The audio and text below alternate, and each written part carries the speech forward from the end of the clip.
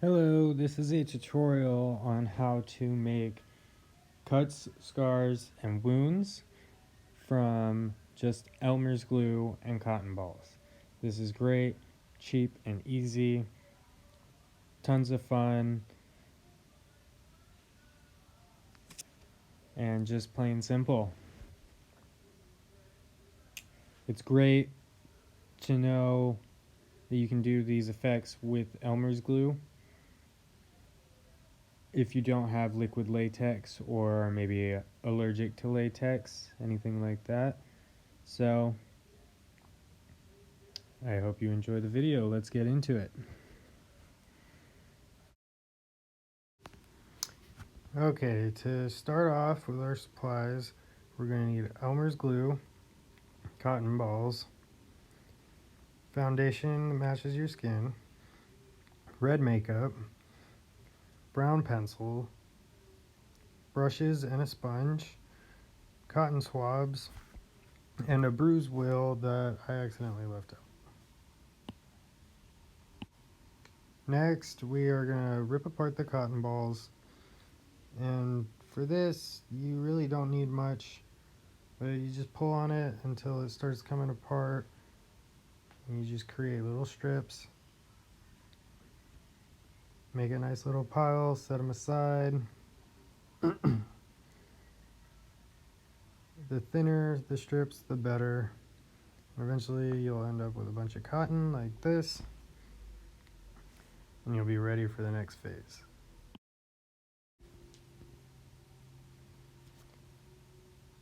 Okay, so I am currently putting the glue on a piece of cardboard.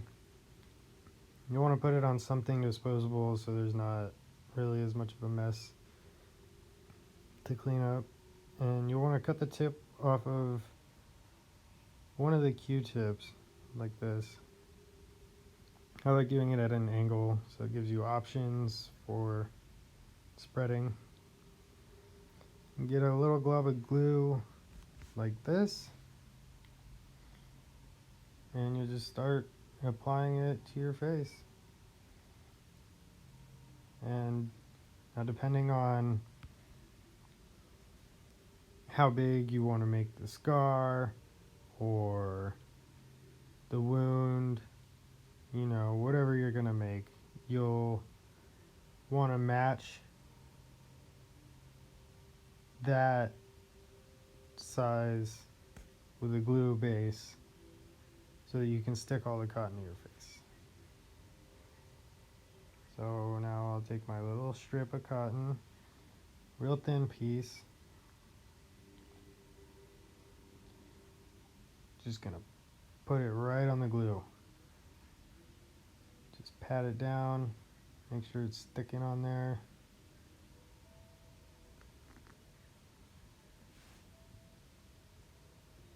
And so now I'll remove the loose little pieces of cotton so that they can get out of the way.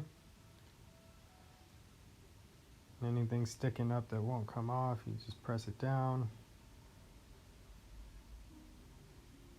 And I've got the start of a scar or a wound.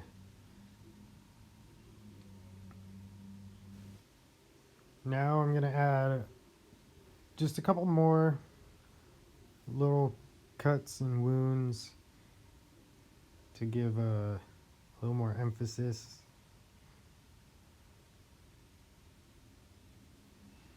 So one thing is you don't want to make the glue too thin or put too light of an amount, because it can result in the cotton falling off as you're putting on other makeup. So just be careful about that.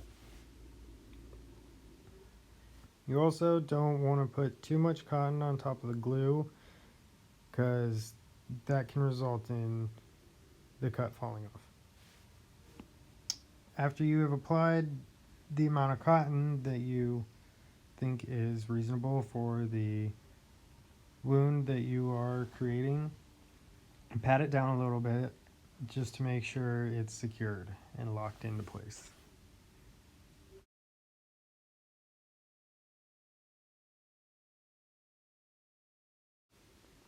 So now I'm going in with the brown pencil, which I recommend waiting until the glue is mostly dried to do this.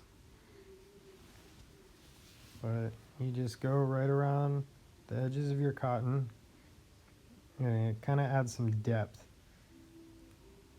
to the scarred area. I found it really helps give that illusion of a real facial wound.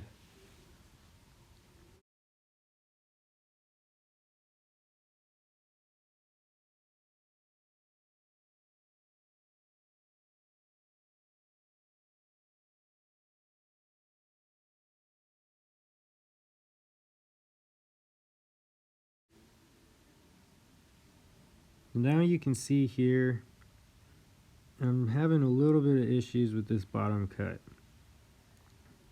and part of it's because I put too much cotton, so I'm trying to take some off, but the real issue is because I put too little amount of glue, so it's messing up. Now that the cotton is applied and the glue is dried, I've done my brown pencil, I'm ready for foundation. So I take my big brush and put just a little bit of foundation on it at a time. Just dab it onto your face. The goal is to get that cotton more skin tone, preferably your own skin tone, as close as you can get. Scars are always a little off colored than your non-scarred skin, so it's okay if it's a little different. I then went in with my sponge and a little more foundation to try and get in between those crevices. It can be quite difficult because you need to be gentle so you don't pull off your scar or prosthetic.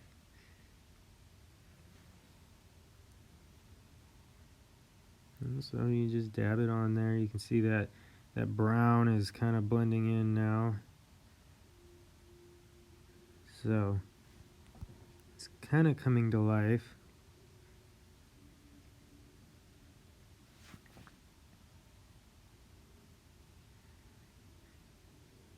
Just dab, dab, dab.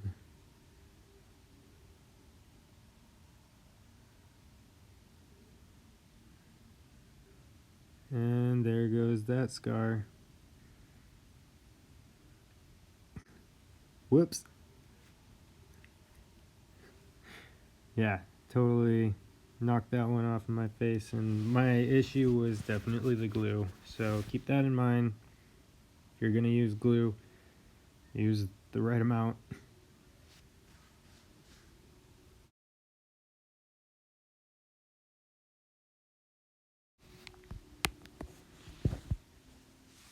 Now you can see that cotton is really turning more of a skin color.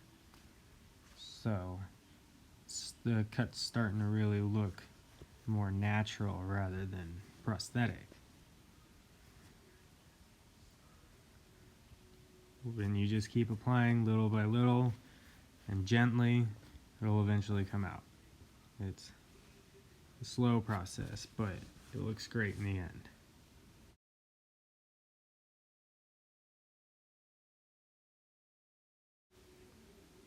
Now I'm using the brown pencil again to kind of fill in any little spots that might be my actual skin that you see under the cotton. It just helps cover up any of that missing part that might throw off the effect.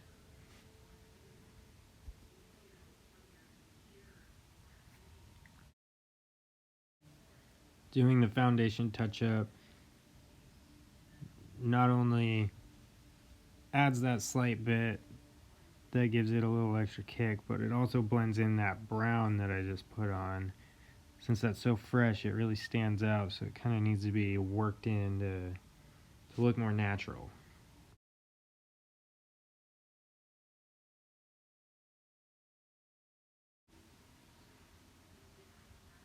Now I'm going to take my red makeup and I'm going to take my fine little brush and I'm just going to get the smallest amount of makeup that I can on the very edge of the brush. It needs to be just the edge because we're going to be doing some precise work now on top of the scar, and you don't want to overdo it and just paint completely red. You got to dab it in there and just work slowly. You can always add more, but it's way harder to take off some if you overdo it. So I just kind of started from the outside and went in gently.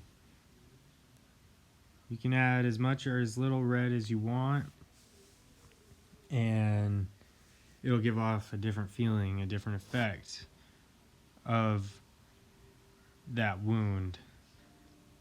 Basically what I was going for was a fresh, I got hit in the face and there's missing chunks of skin and it's just gross. I'm just going in over my scar.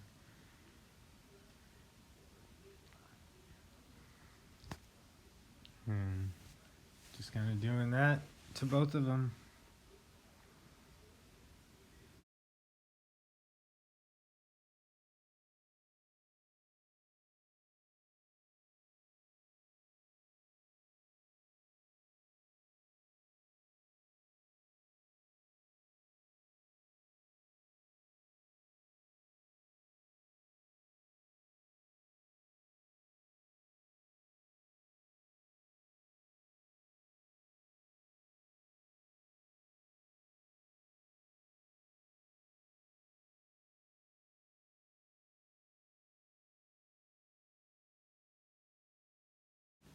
So this is where the bruise wheel comes into play. The bruise wheel is cool because it has 5 different colors. We're going to use 3, which is going to be yellow, green, and this really dark purple. Almost looks black. Here's the yellow.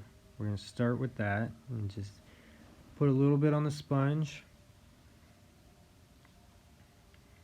And I just started going around the edges of where my scars are and just around all that area.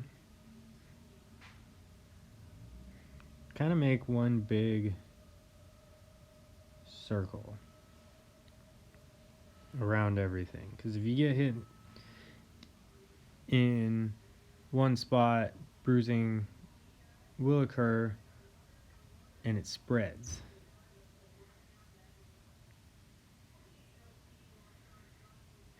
So I'm just adding this yellow to give that effect.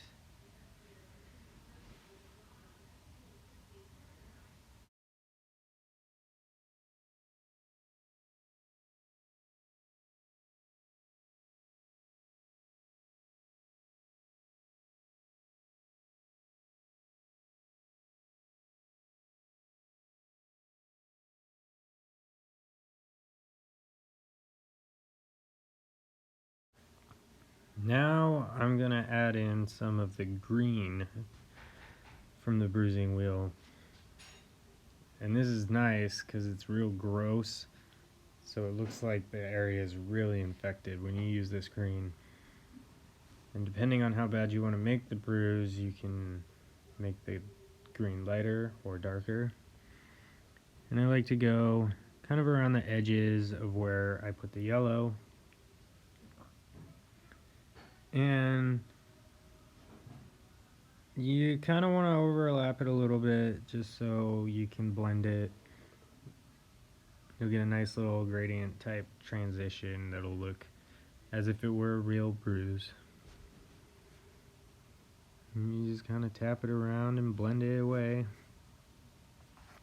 And I went in with a Q-tip to kind of blend it more in those areas where that red is, and I didn't want to touch it I already had an issue where I spread some of the red and I didn't mean to.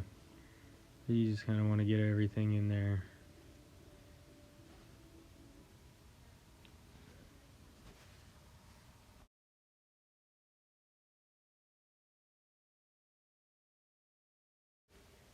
Now I'm going to use the purple. It's very dark. So you want to use a very, very, very, very light amount. And just do the dab method again. Right around the edges of the green. Don't even overlap. Try to overlap because I did such a small amount of green that it didn't need much overlapping since I was going to blend it anyway. And so I just kind of put that purple on, went in with a fresh Q-tip and just kind of rubbed it around. Really tried to blend it into my skin while also getting that bruise effect. I just added a little bit more green because I kind of covered up some of it. And I just added some yellow too, just right back on top. So you get good dark bruising underneath as it lightens towards the scars. And everything is coming together nicely.